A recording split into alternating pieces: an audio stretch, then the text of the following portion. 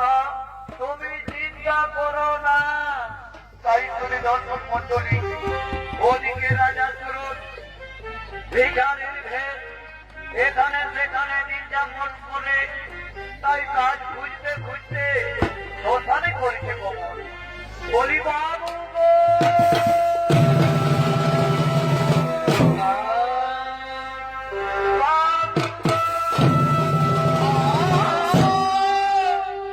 বলি কেমন হে কি ব্যাপার? ট্রেনে এসে তো শ্মশানে কি হয়েছে?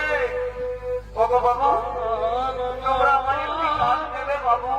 হ্যাঁ হ্যাঁ এসো তো, তোমাকে আমি দাদার কাছে নিয়ে যাই। বলি দাদা,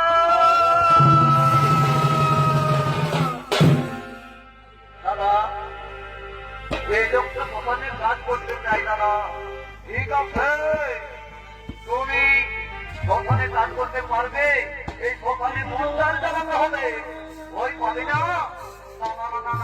আমার কোনো ভয় নেই, আমার কোনো মায়া নেই, আমার কোনো মমতা নেই। তাহলে শুনে রেখো আমার একটি শর্ত, এই শ্মশানে কোনোদিন বিনা পয়সায় মন্দার জ্বালাবি না।